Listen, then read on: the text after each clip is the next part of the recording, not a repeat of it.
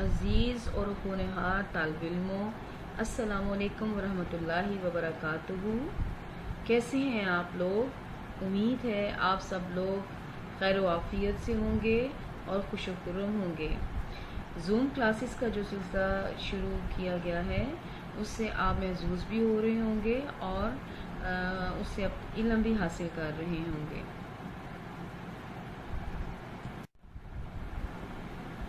تو بچوں، zoom classes کا 5واں ہفتہ جاری و ساری ہے۔ 4 ہفتے بخیریت انجام پذیر ہو چکے ہیں۔ آج ہم جو سبق پڑھیں گے وہ ہے حدیث نمبر 14، کتاب کا صفحہ نمبر 53 ہے۔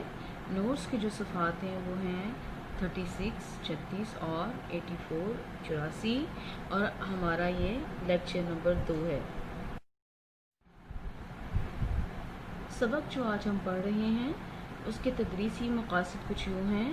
طلبہ اس قابل ہو جائیں گے کہ حدیث کا لفظی اور بامحاورہ ترجمہ یاد کر سکیں گے، اس حدیث کی تشریح و مفہوم کو جان سکیں گے، اور اس حدیث کی روشنی میں ان کو نماز باجماعت پڑھنے کا طریقہ بھی بتایا جائے گا۔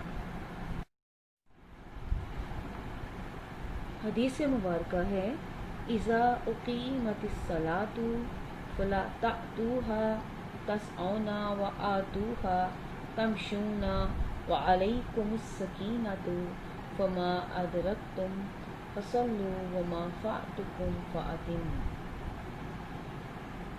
ترجمہ کچھ یوں ہے: جب نماز کھڑی ہو جائے تو اس کے لیے دوڑتے ہوئے نہ آؤ، بلکہ اطمینان اور وقار سے چلتے ہوئے آؤ۔ جو نماز تم پا لو اسے ادا کر لو، اور جو تم سے رہ جائے اسے پورا کر لو۔ اس حدیث کے مطابق ہمیں جب باجماعت نماز کھڑی ہو جاتی ہے مسجد میں تو ہمیں اس کے لیے دوڑتے ہوئے نہیں آنا چاہیے، بلکہ نہایت اطمینان اور وقار سے چلتے ہوئے آنا چاہیے۔ اور کیا کہا گیا ہے، کیا حضور صلی اللہ علیہ وسلم نے فرمایا ہے کہ جب تم نماز کے آگے جو نمازی پڑھ چکے ہیں پہلے، افراتفری میں ان کو پڑھنے کی کوشش نہ کی جائے، بلکہ جہاں پہ وہ پہنچے ہوئے ہیں ان میں شامل ہو جانا چاہیے، اور جو رہ جاتا ہے ان سے، جو پہلے رہ چکا ہوا ہے اسے میں وہ بعد میں پورا کر لیں۔ اس کی تشریح کے کچھ یوں ہے کہ حدیث میں باجماعت نماز کے آداب کی طرف رہنمائی کی گئی ہے۔ وہ یہ کہ اول تو ہم باجماعت نماز ادا کرنے کے لیے وقت پر مسجد پر میں پہنچیں اور تکبیر اولیٰ میں شریک ہوں، اور بالفرض کسی مجبوری کی وجہ سے کوئی شخص تکبیر اولیٰ سے رہ جائے یا مسجد میں تاخیر سے پہنچے اور نماز ادا ہو رہی ہو تو بھاگتے دوڑتے جماعت میں شامل ہونے کی کوشش نہیں کرنی چاہیے، بلکہ ہر ممکن وقار اور متانت کا خیال رکھنا چاہیے۔ سلیقہ یہ ہے کہ شائستگی کے ساتھ چل کر آرام سے جماعت میں شامل ہو جائیں، اور کسی کو جو ہے وہ ڈسٹرب نہ کریں، کسی کو بھی تنگ نہ کیا جائے۔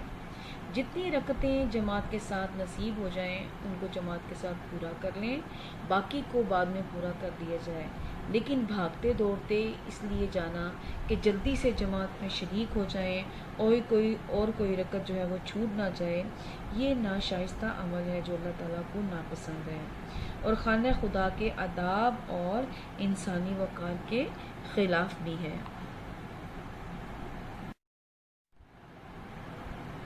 اس حدیث کی مختلف آیات اور دوسری حدیث کے حوالے سے مزید توضیح اور تشریح جو ہے پڑھتے ہیں۔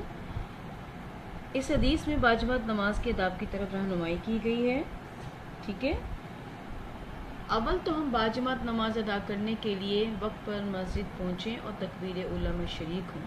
اللہ نے فرمایا ہے: اور رکوع کرو رکوع کرنے والوں کے ساتھ۔ بالفرض کسی مجبوری کی وجہ سے کوئی شخص تکبیر اولیٰ سے رہ جائے یا مسجد میں تاخیر سے پہنچے اور نماز ادا ہو رہی ہو تو بھاگتے دوڑتے ہوئے جماعت میں شامل ہونے کی کوشش نہیں کرنی چاہیے، بلکہ ہر ممکن وقار اور متانت کا خیال رکھنا چاہیے۔ اسلام میں نہ صرف نماز کی فضیلت بیان کی گئی ہے بلکہ باجماعت نماز کو بھی ایک افضل عمل قرار دیا گیا ہے۔ نبی پاک صلی اللہ علیہ وآلہ وسلم نے فرمایا: باجماعت نماز اکیلے نماز پڑھنے سے 27 درجے افضل ہے۔ نبی پاک صلی اللہ علیہ وسلم نے بھی مساجد کے آباد کاروں کی فضیلت یوں بیان فرمائی ہے: اللہ کے گھروں کو آباد کرنے والے اور ان کی خدمت کرنے والے اللہ کے دوست اور محبوب ہیں۔ ایسے لوگوں کے بارے میں اللہ تعالیٰ کا فرمان ہے: بے شک اللہ کی مسجدوں کو تو وہی لوگ آباد کرتے ہیں جو اللہ پر اور یوم آخرت پر ایمان لاتے ہیں۔ نماز میں اگر تاخیر ہو جائے تو سلیقہ یہ ہے کہ شائستگی کے ساتھ چل کر آرام سے جماعت میں شامل ہو جائیں۔ جتنی رکعتیں جماعت کے ساتھ نصیب ہو جائیں ان کو جماعت کے ساتھ ادا کریں اور باقی کو بعد میں پورا کر لیا جائے، لیکن بھاگتے دوڑتے اس لیے جانا کہ جلدی جلدی سے جماعت میں شریک ہو جائیں اور کوئی رکعت چھوٹ نہ جائے، یہ ناشائستہ عمل ہے۔ اللہ تعالیٰ کو یہ ناپسند اور خانہ خدا کے آداب اور انسانی وقار کے خلاف ہے۔ تو گویا اس حدیث میں ہمیں یہ بات سمجھائی جا رہی ہے کہ پہلے تو ہمیں ہر کام جیسے ہی اذان ہو ہمیں اپنا جو ہے ہر کام چھوڑ دینا چاہیے اور نماز کی فکر کرنی چاہیے۔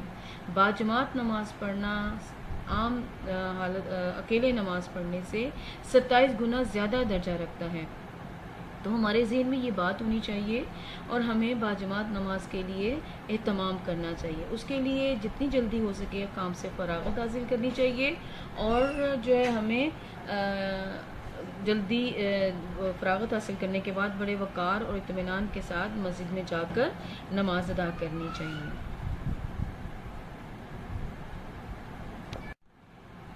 تو بچوں اب آپ کے سامنے اس حدیث کے حوالے سے مختصر سوالات دیے گئے ہیں، ان کے جوابات کچھ یوں ہیں۔ علم کا پہلا ادب کون سا ہے؟ علم کا پہلا ادب یہ ہے کہ علم کی بات کو خاموشی اور توجہ سے سنا جائے۔ جمعہ کے دن لوگوں کی گردنیں پھلانگنا کیسا عمل ہے؟ حدیث میں ایسے شخص کے بارے میں کیا کہا گیا ہے؟ حدیث ہے کہ جو شخص جمعہ کے دن لوگوں کی گردنیں پھلانگ کر گیا اس نے جہنم کی طرف پل بنایا۔ اگلا سوال ہے اگر نماز کھڑی ہو گئی ہو تو کیسے آنا چاہیے؟ حدیث کا حوالہ دیں۔ جب نماز کھڑی ہو جائے تو اس کے لیے دوڑتے ہوئے نہ آؤ بلکہ اطمینان اور وقار سے چلتے ہوئے آؤ۔ جو نماز تم پالو اسے ادا کرو اور جو تم سے رہ جائے اسے پورا کرو۔ نیکسٹ کوسچن ہے اگر نماز میں دیر سے شامل ہو تو نماز کیسے ادا کریں؟ اگر نماز باجماعت میں اول وقت میں پہنچنے میں دیر ہو جائے تو آرام سے اور پروقار طریقے سے چلتے ہوئے آئیں اور جتنی رکعتیں جماعت کے ساتھ نصیب ہو جائیں ادا کرو اور باقی کو بعد میں پورا کرو۔ ڈیئر اسٹوڈینٹس، آج ہم نے جو حدیث پڑھی ہے اس میں بتایا گیا ہے کہ ہمیں نماز باجماعت ادا کرنے کے لیے دوڑتے ہوئے نہیں آنا چاہیے بلکہ نہایت آرام سے اور تسلی سے آنا چاہیے۔ جتنی نماز ادا پہلے ہو چکی ہے اس کو چھوڑ دیں اور بعد میں جب آپ اس میں شامل ہوتے ہیں اتنی جو نماز ہے وہ ادا کر لیں، جو پہلے آپ کی رہ جاتی نماز اس کو آپ بعد میں ادا کریں۔ تو گویا ہمیں نماز باجماعت پڑھنے کے آداب بتائے گئے ہیں آج۔ گھر کا کام اب کچھ یوں ہے کہ حدیث نمبر 14 کا ترجمہ اور تشریح آپ نے یاد کرنی ہے۔